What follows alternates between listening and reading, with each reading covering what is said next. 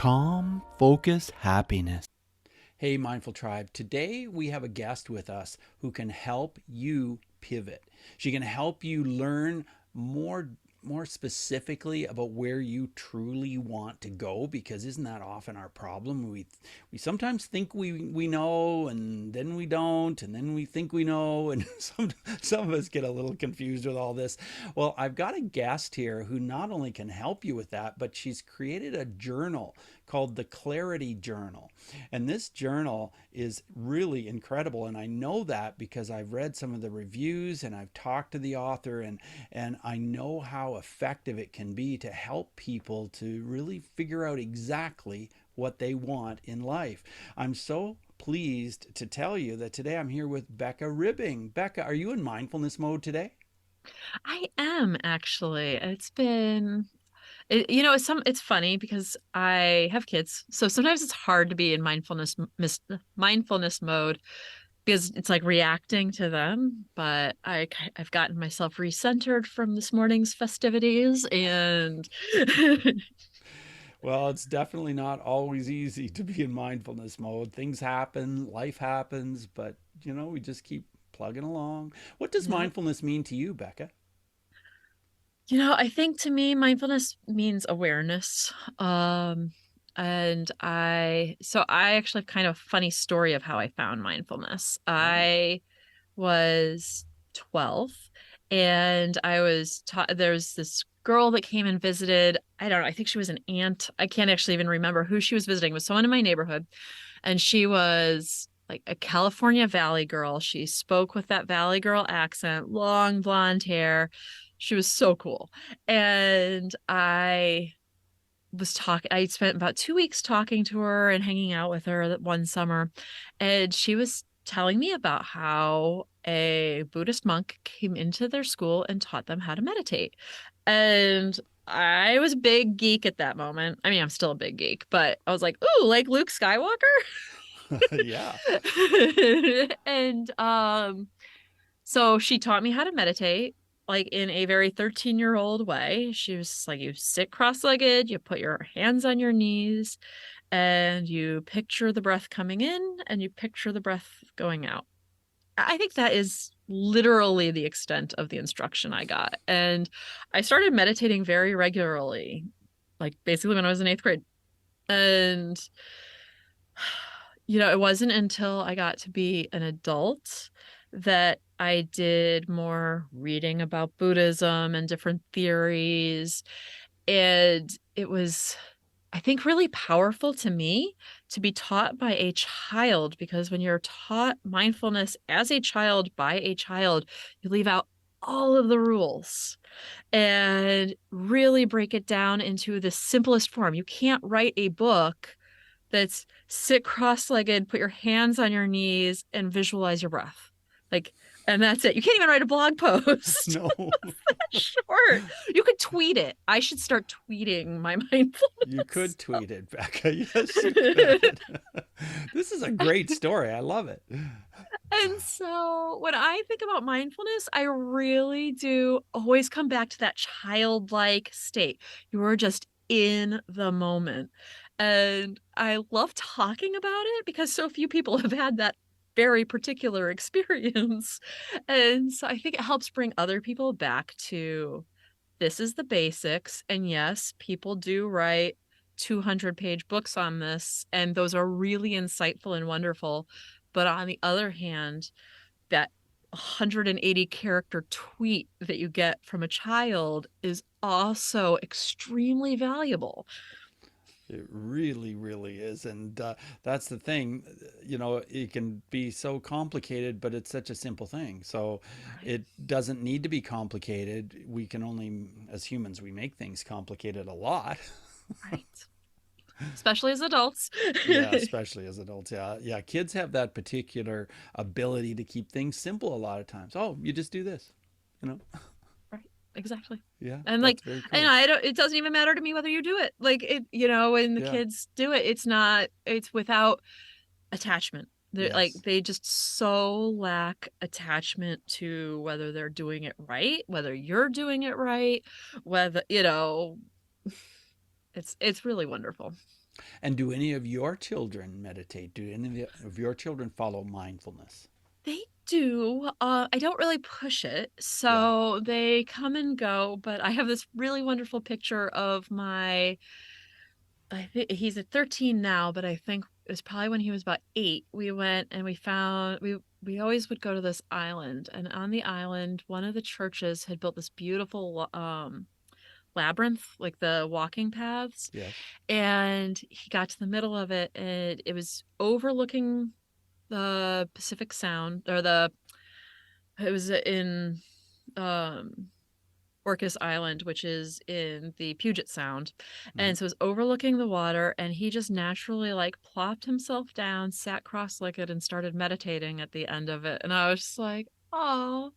And both of them will do that to calm down. And they will only, even now, my 13-year-old only meditates for a couple minutes at a time, but that's all he needs. He does Sure. it for as long as he needs. He's not setting a timer. He's just like aware of when he's getting dysregulated, and or he's aware of the beauty around him and he just wants to soak it in. Like there are, I think, a lot of reasons why children will decide to naturally like just sit down and take a moment. And I love it.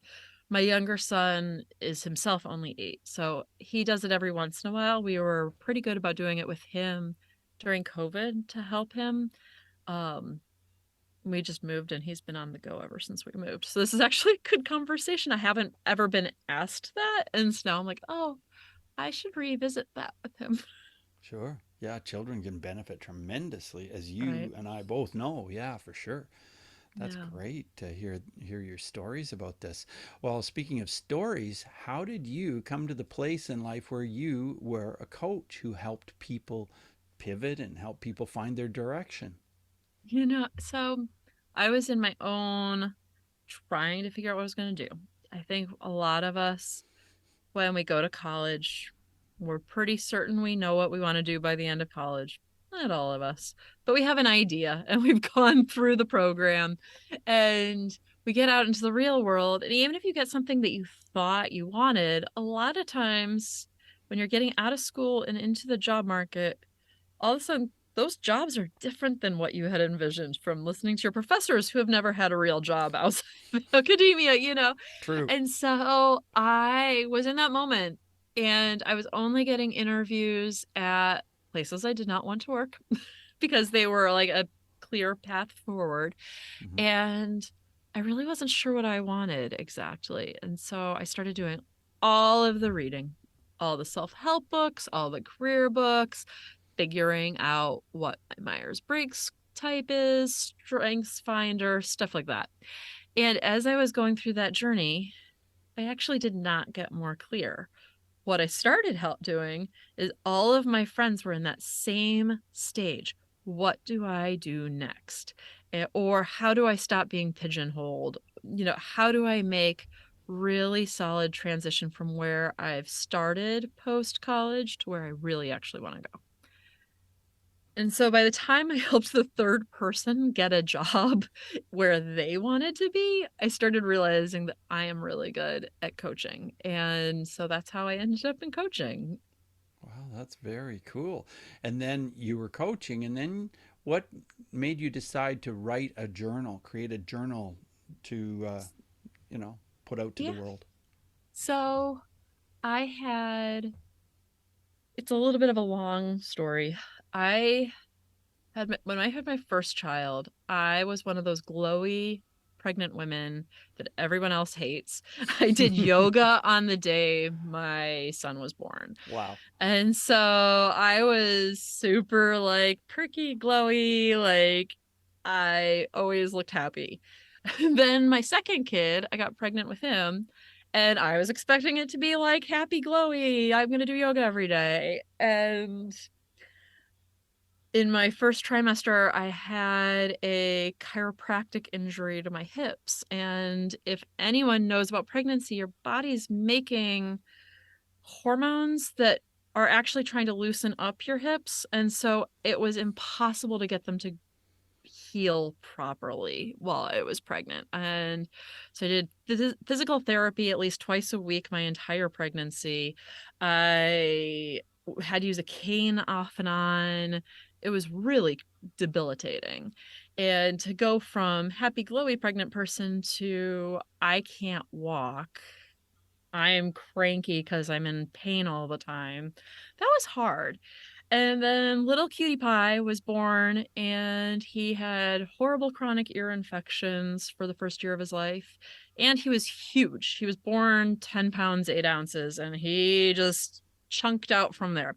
So I'm struggling with healing my body while carrying basically a bowling ball around with me Yeah. everywhere. Yeah. And he never wanted to be put down because ear infections, and he was in pain. It was, I was underwater. I was keeping that kid alive, keeping the older kid alive, and dealing with my clients, and that is it. And when I basically started getting back to myself, when he started getting better, when he got ear tubes, and then when my hips started healing, I really had a lot more space in my life. And I think a lot of people have this happen where when you start having more space, that's when things hit you. Because when you're in the middle of crisis mode, you're just running off of adrenaline and cortisol, and maybe you're being mindful about it, but there's really not much you can do. Sometimes there are problems you can't fix. Sure. Mindfulness was not going to fix the fact that I was in pain. Like, it could help manage it, but it couldn't fix it. Mindfulness couldn't fix my son's ear infections. Um, so as I was getting back to myself and wondering why I was still unhappy, even though things were progressing, was talking about it with a friend. We all talk about these things with our friends, and she was great. She stopped me and she's like, Becca, you're a career coach. You've been doing this forever. How do you help people kind of work through this, get unstuck, figure out what they want to do next? And that hit me like a ton of bricks, because I do have this within me. I do know how to do it. And I got off the phone and I realized, as I got off the phone, well, the way I help my clients is I just ask them a ton of questions. Like, I ask it naturally through the course of conversations. It's not like I'm interrupting, but I try to ask insightful questions to make them stop and think, and then they come up with the answers themselves. It's not me. And so I just sat down and wrote out every question I could think of that I had ever asked that helped someone get clarity. And then I went back and started answering them for myself. And as I did that, I realized that one of the things that I had lost during that chaotic time was my writing. Oh, yeah. I love writing. I actually had ran a mindfulness website for beginners that was pretty popular. I had 90 authors writing for me, but it was totally a labor of love. I wasn't making any money at it. Hmm. And then when he was born, I had to let it go. I couldn't keep editing 90 people's work for free while dealing with all of that. And so yeah, it was very sad and poignant. Like, I realized when I hadn't before, it's like I let go a part of me. And so then I created the Clarity Journal to be my first writing project, really, but also to help people that are in that space of what am I going to do next? Because I think that when we're in that space, maybe the most mindful of us could go through that space by ourselves, but we oftentimes ask ourselves rote questions. We keep asking ourselves the same question over and over again instead of really trying to expand our frame of reference to get the outside input. Like, the way I was asking it wasn't in a way that really, where I was ever going to get the insight that I had let go of my writing, because I wasn't letting myself go in that deep. I think also a lot of times when we are just in our head about a problem, we're not thinking it through as clearly as we think we are. We're basically saying the same couple things to ourselves. Yeah. And so when you can be asked really powerful questions, those questions just lead to deeper thinking, and that deeper thinking helps you make the connections, because that's really where it's all at, is you making the connections within your own brain. Is there a certain length of time that it usually takes people to get through this journal? I would say that most people don't do the whole journal. Uh-huh. And I, in the beginning of the journal, encourage people to do the questions that speak to them, maybe also do the questions that make them really scared. But there are a lot of questions in there that you don't necessarily need to answer, because what it is being mindful and having insight into yourself. And so some of that is just, hey, I have an interesting response to this. So I would say, I know that there are some people that, dive in and finish the whole thing in a week. I definitely know people like that. Mm-hmm. I also know that there are people that kind of flip around, it's like, oh, I'll do this today, I'll do that tomorrow. But I'd say that once you start answering the questions, things become more clear fairly rapidly. Mm-hmm. The book is broken up into a couple different sections. The beginning section is start with what's working, because a lot of times when we're trying to figure out what we want to do next, we're really looking at the bad parts. And then we have a tendency to idealize the next thing that we've decided to do without recognizing what we're giving up. And so when we can really start with like gratitude and being centered with where we are, then it helps you not lose sight of what's good. And then when you then go forward and start looking at the problem, it gives you a better frame of reference of like the reality of the problem, as opposed to being like letting yourself dramatize it. And then let me think, what other? I usually have the book right next to me and I don't have it. Right. Um, One of my other favorite sections of the book is Friends and Mentors. Okay. And it's really all about helping you figure out who's being useful to you in helping you move forward, and who might be holding you back, who you might maybe should be reaching out to, just different ideas, because I think that's the other thing, we get stuck in our own head.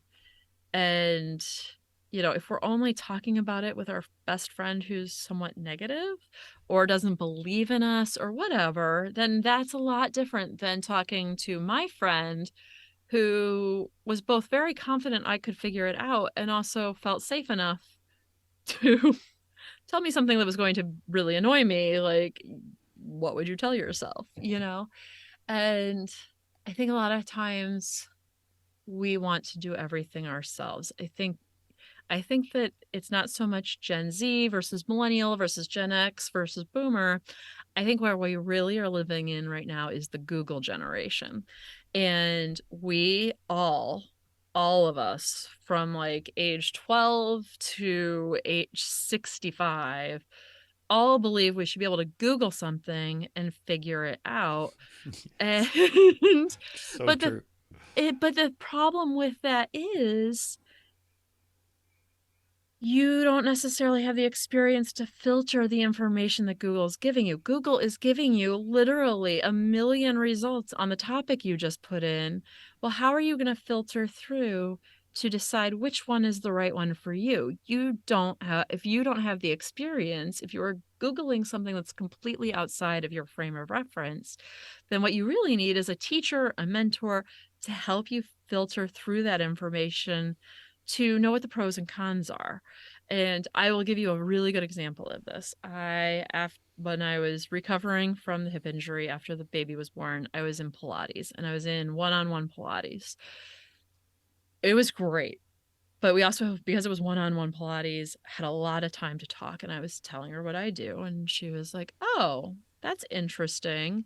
We kept talking about it, and in the middle of the conversation, she got really quiet. And she was like, if I had hired you, I would have never become a Pilates instructor. Oh, And I was interesting. like, oh, that's a hard realization. Yes. So let's talk about that. Mm-hmm. And she was like, if I had, instead of trying to do this all on my own, if I had been talking to people in the industry, like really, instead of pushing to like that I knew what I was doing and and actually like talk to people to get their wisdom, I wouldn't have done it, because all physical fitness is split shift. So they almost always have to work really early, like 6 a.m. to open up the gym, and like all of the really early people that come in before work. Mm-hmm. And then that basically ends up winding up around 10:30, because the stay-at-home moms that came in before um right after their kids went to school. And then starting at like 4 o'clock, 3 o'clock maybe, till 8, then they're working again, because that's when people are off again. And you also don't make that much money. So she was working in a fairly high-end area and couldn't afford to live there. So her commute was almost an hour. Oh, wow. And so she didn't have time at 10:30 to go home and then come back at 3. And my heart went out to her, because I mean, I know what I would do if I was her coach, but Mm-hmm. I wasn't her coach. Right. She was supposed to be coaching me. And I try to respect that. I don't, I'm Sure. not the type of person that just walks around telling people Yeah. you need to change your job. Um, but it was just a really powerful example to me, because I think that so many of us make those decisions in our lives because of things we Googled and because of books we've read, where we didn't actually talk to a person to make sure that our information really was applicable to us. Yeah. It's one of the things I love about podcasts, honestly. It's like you're getting kind of more of a unvarnished, real, real life advice dynamic, as opposed to a book where people are trying to like present themselves as whatever they're trying to present themselves as. Yeah, sure. Well, that's a very interesting story. And, I read quite a few of the reviews online, and I want to mention again, Mindful Tribe, this is called the Clarity Journal. The journal is called the Clarity Journal, and you can find it online. Becca Ribbing is who we're talking to today.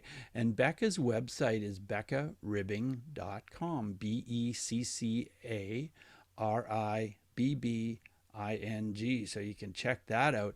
And on one of the reviews, Becca, that I read, at the bottom it said, first of all, it went on, I'm loving this book. It helped me to navigate my transition from corporate America to entrepreneurship. And this person just raved about this. And then at the end, the person said, hey, if it worked for Francis of Assisi, I have faith that it'll work for me and you. So tell me about that. Is there a story there, or is that person just No, there's saying, not. no? I just Okay. put a quote. There's a quote. There's also, it's interspersed with quotes. And Right. St. Francis of Assisi has some really beautiful quotes. Sure. So he's in it. It's actually funny, because I I'm an atheist. And I think people read that and they think like, oh, like she's Christian. And I'm like, oh, I hope you're not going to be disappointed, because but there's wisdom in every time period, Sure. and like from every thought. Of course. Yeah. Yeah, Sure. so Well, that's interesting. And one of the other things I wanted to ask you about is the topic of bullying, because I've worked in this area for quite a long time, and I always ask this question to my guests, because there's a close connection between bullying and mindfulness and having our direction clear. If people are really clear on their direction in life, they probably, and this is a generalization, but they're probably just going toward that point and not getting into some of these challenges that we have. But what story do you have that you can share with us?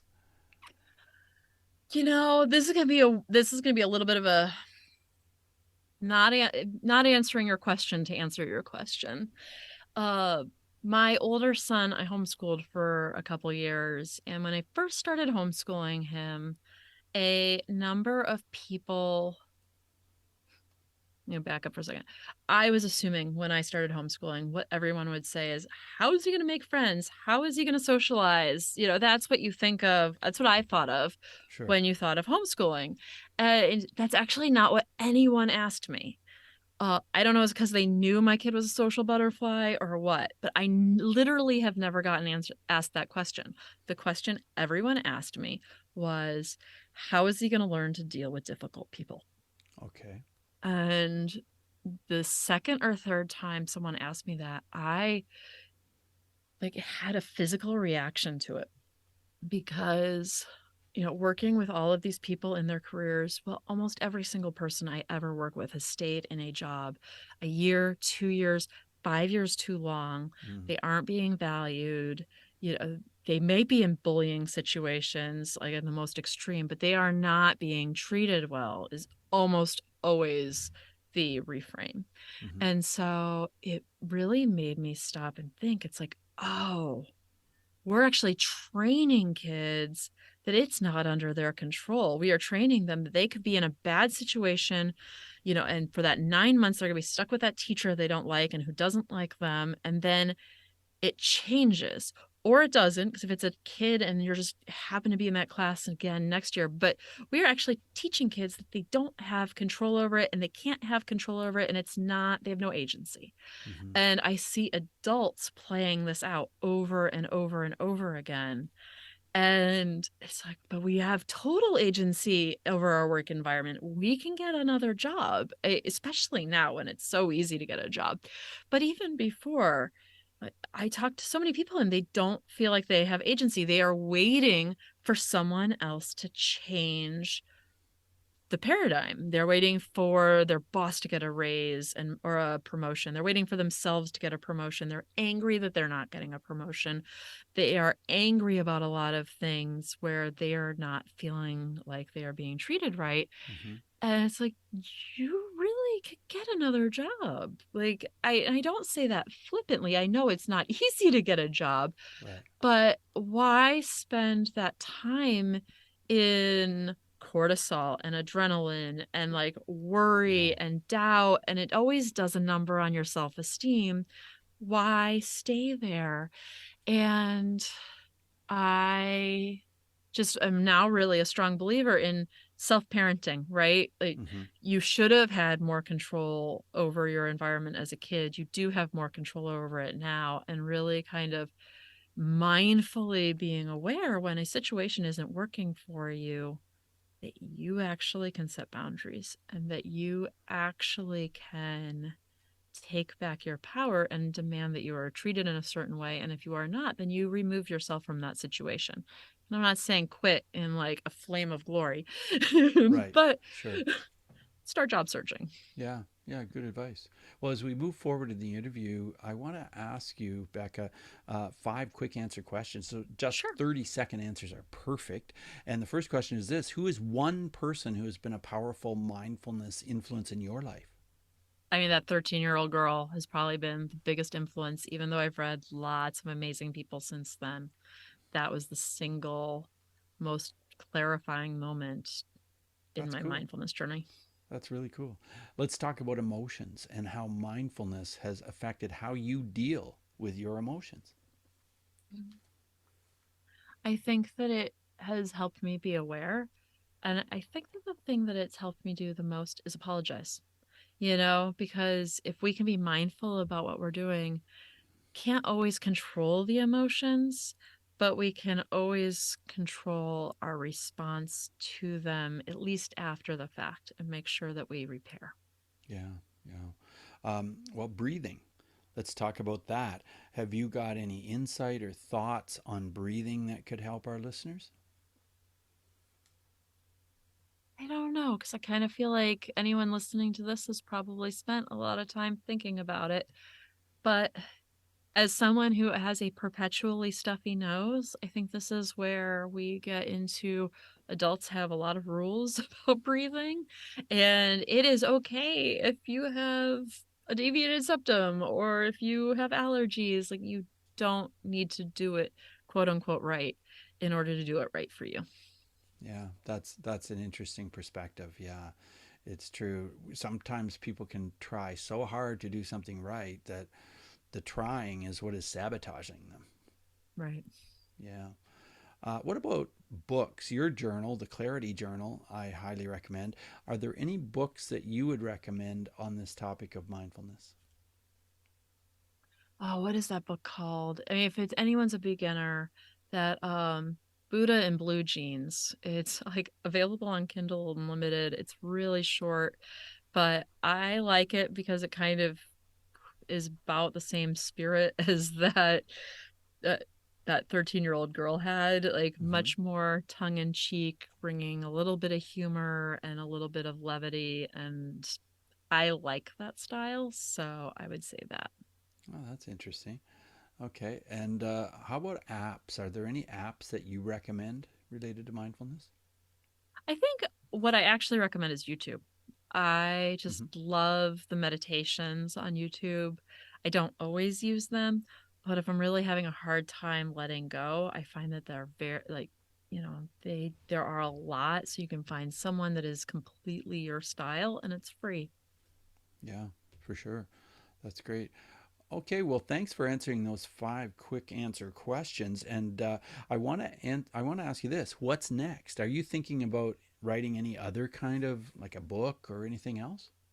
So I've been struggling with a book, and I think I keep telling people I'm going to write Mindful Procrastination, but I am not sure that's going to end up being my next thing because it was supposed to be out this fall and I'm still struggling with it. Um, I am actually kind of working on a book on boundaries as well because I think a lot of times once you start being a little more mindful, we weren't taught how to create boundaries, and I feel like that's kind of the next step is actually boundaries for yourself, boundaries for others, and really being able to mindfully do that in a loving spirit. Hmm, that sounds like an interesting book. I'll be looking forward to reading that. Yeah. Yeah. Well, as we wrap up the interview, do you have any final words of advice for our listeners who just want to, well, get unstuck, move ahead, have focus and clarity? What are your thoughts? I think there's always a reason to put it off till tomorrow. And it's harder to be mindful when you're in a bad situation or an uncomfortable situation. And sometimes we need to sit there in that uncomfortable situation so we can learn the lessons from it. But we don't need to stay there forever. And you're really doing yourself a disservice, your future self a disservice, if you don't really dedicate yourself to moving forward now. Right. Well, that's good advice. Well, Becca, thank you so much for being on mindfulness mode today. I really appreciate it. Thank you for having me. This was a blast. It was fun. All the best to you. Bye now.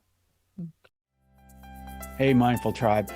Are you experiencing anxiety? Are you experiencing stress and tension and feeling as though, it's just difficult to move on? That describes the clients I work with. Clients who have had an awful lot of problem with anxiety and stress, and maybe some kind of habits that are holding them back. And through hypnosis, we get to the bottom of it.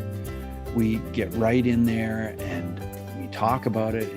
But with hypnosis, we get right into what is causing some of this in your subconscious mind, because your subconscious mind represents about 90 to 95% of your thoughts. And you don't even realize what those thoughts are much of the time. And through hypnosis, we can get in there and we can work at this. Doesn't mean we're going to change what's going on in your subconscious mind. It means we're going to become more aware of it and then deal with it and think of it differently in the conscious mind. And I am so happy to have helped so many people with their anxiety through hypnosis and coaching. And you could be the next person. If you're listening to this episode and you would like to let go of some of this anxiety, send me an email, bruce@mindfulnessmode.com. Put coaching session in the subject line. Coaching session, send it to bruce@mindfulnessmode.com. And I would love to have you on a Zoom call for a free session where we can talk about what's going on and what's happening and how can I help you? Because that's one thing I truly know about myself, is that I really love helping other people, and I would love to help you. So thanks for listening. Take what we've learned today to reach new heights of calm, focus, and happiness. Stay in the mode.